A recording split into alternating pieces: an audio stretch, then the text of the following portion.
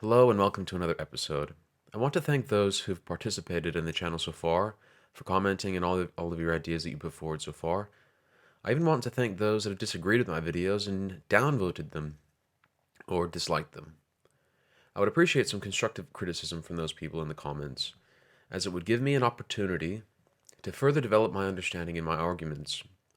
I also want to thank Spectre for your participation. You've been listening and giving me tips thus far, and I really appreciate it. I made the case last time, and I didn't provide empirical evidence.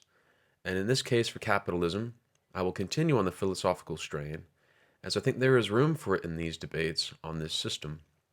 In this video, I'll be making a case for capitalism to try and counter the largely negative and dismissive perception that it is all about greed, money, and destruction.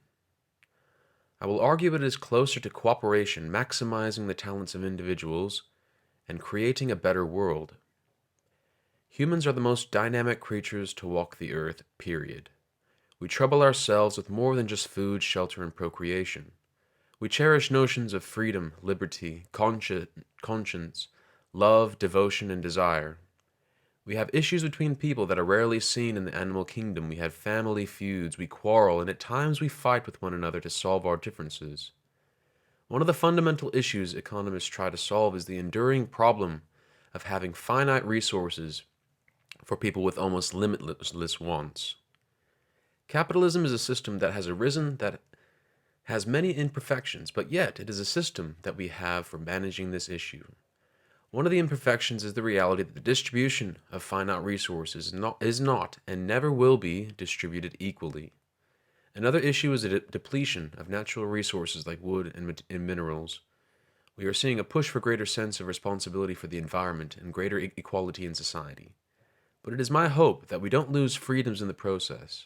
The freedom to maximize our talents, the freedom to reap where we sow, the freedom to give charity by our own volition and not forced to by the strong arm of the government.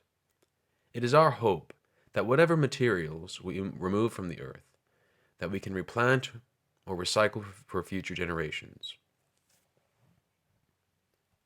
What is the beauty of capitalism? In my view, there are many. One beauty is the availability of choice, the availability of alternatives.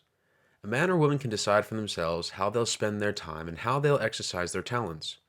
We have excelled beyond the need for every man and woman to rely on the land.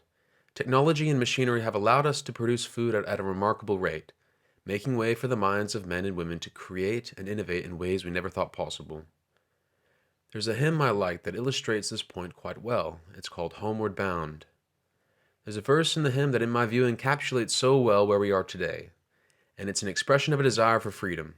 It goes, "Bind me not to the pasture, chain me not to the plow, set me free to find my calling, and I'll return to you somehow." We have been set free from the plow. We no longer bound to the pastures, and yet we desire if we live in a and yet if we desire, we live in a society where we are free to plow if we choose to. We should celebrate the system we have. Despite its imperfections, it has freed millions of people.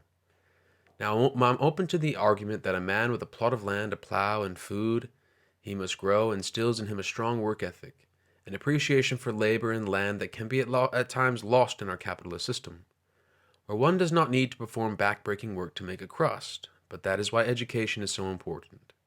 We must ensure that generations know how far we've come, to know what life was like before our modern system. If we educate, they will appreciate their freedoms more. Capitalism is a system where you're so free, you're even free to fail.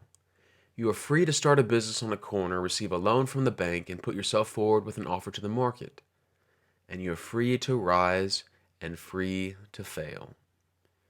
I take no glory in the failures of others and would encourage all people to do their homework and study whether or not their business is desirable in the market. But at the same time, there are lessons to be learned in failure. There are opportunities in failure that lead to growth and development. There's freedom to take risks and to be rewarded or to learn from them. Think of those who've been working in the same job for many years, those who get inspired to do something differently. They've saved their money and are ready to launch their new creation. Think of the thrill they get from this. Think of the excitement they must feel carving a new path for themselves and their future. Capitalism allows for that freedom to a greater degree than planned economies, where it is the state that dictates to you what you will and will not bring to the market. Let the people decide in a democratic way when they vote with their dollar what is the value, what is of value, and what is not. Capitalism allows for that. Capitalism, despite what naysayers project, is not all about greed and enriching individuals. That is simply a byproduct of those who reap where they sow. We would not disparage the farmer who plants more seeds and reaps more of the harvest as a greedy person, or as a person trying to enrich themselves. Yet when a person plants seeds of education, of development of self and ideas, and they reap a just reward, people seem to get upset about it. I think a greater crime than a person reaping what they sow, even for those that do so via some advantage of birth, is to deny that person the opportunity to do it in the first place. I think of people that I've worked with and the incredible talents they have for leadership. They take responsibility and risk in their positions, and they are given a just reward. They've prepared themselves for the opportunities and were ready when the time came to be appointed to positions of influence and authority. In almost every case, compensation is almost always attached to ability, risk profile, and responsibility. The greater the responsibility you are willing and able to take, the greater your compensation will be. If we want to encourage greater economic equality, it makes sense to me that we should encourage all who have the desire to take greater responsibility to be prepared for it. They too might take a greater portion of the pie that is available. Capitalism is certainly about competition. Competition is the very thing that ensures that customers and consumers get the very best products or services at the best price. Greater competition should be encouraged, and I would argue the element of competition is a great motivator for people to be the best they can be. We can't achieve our best, or at the least it is hard to do so, if we don't have someone to run the race with. I look at all the grocers in Australia, for example. They're all headed towards the same finish line to provide the best products at the best price. All are in the race and running their best, taking advantage of their own, and the result is three alternatives with different business models providing a service to people. We could repeat the same process with many other businesses and industries. To conclude, capitalism is the best system we have for maximizing the potential of most human beings. We have rich and we have poor, and thankfully we have a culture that, at least to some degree, feels some moral obligation to provide relief to those that need it. When I think of the rich, I don't think of the fat man in a black suit, smoking a cigar and grinding on the face of the poor. I see my former boss, a very wealthy man, and his wealth can be attributed to the responsibilities he carried at the company. He graduated from university, worked his way up through the ranks, and at a relatively young age found himself in a leadership position. He developed his skills and talents to lead people. He's one of the few that find the balance between aggressive and passive leadership, embracing an assertive style that leads to respect from the team, but also leads to results. If a culture or an economic system were to dumb him down, or to knock him back a peg, or if we operated in a system that would deny this man the opportunity to develop himself, it would be a great tragedy. Within the capitalist system, he and millions of others are able to find their niche and contribute to the world in a meaningful way. Not all will reach the same heights. But then again, we are not all the same. We are all unique, with individual temperaments, talents, skills, and upbringings. Rather than disparage the capitalist system, we should encourage young people, the habits and attitudes that lead to success in that system.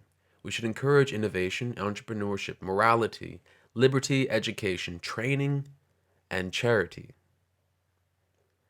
Socialism, in a variety of forms, is pounding on the doors of the West, the strongholds of capitalism, free markets, and individual liberties.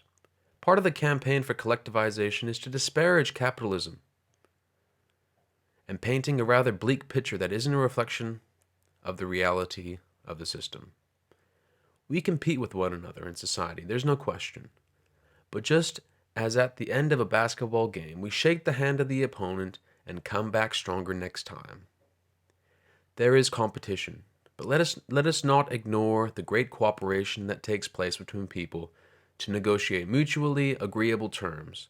to develop innovative ideas and to rally people around solutions to the complex problems of society. Thanks again for those who are following the channel, and I hope we can continue to discuss and even debate.